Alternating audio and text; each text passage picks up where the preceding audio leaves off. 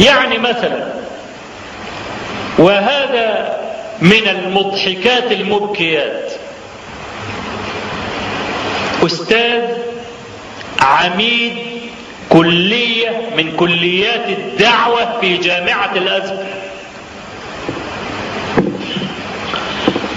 له كتاب اسمه النفحات الجودية، تأكدوا.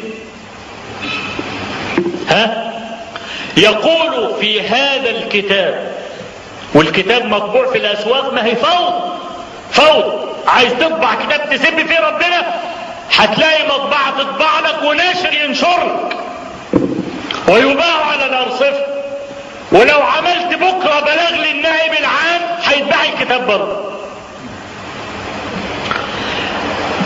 هذا المخبول يقول وهو يسرد كرامات جده: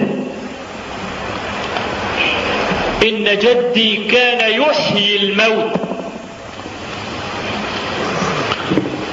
وروح راجعوا الخبل ده في الكتاب. قال إن أيام الملكية في مديرية الشرقية اللي بقت محافظة الشرقية بعد ذلك، وجد رجل مقتول، بلغوا البوليس، عايزين يعرفوا القاتل، لم يجدوا، فأتوا إلى جدي قالوا له عايزين نعرف مين اللي قتل، فناداه وقال له: من الذي قتلك؟ قال: فلان، ثم مات.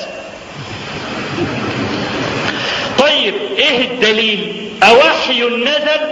قال لك لا، ولا وحي ولا حاجة، ولا محتاجين وحي.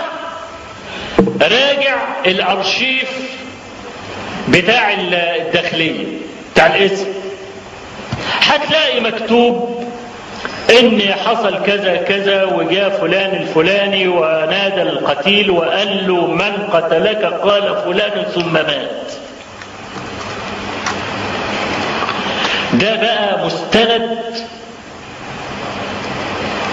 لازم السبب.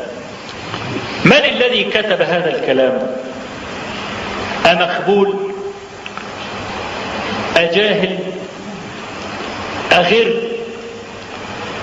اسمه ايه؟ لا ندري. احنا عندنا في ديننا لو روى انسان مجهول لا نعرف شيئا عنه اي خبر من الاخبار نسقطه ولا نعتد به في ديننا، حتى لو كان الكلام جيدا ولا يخالف الدين.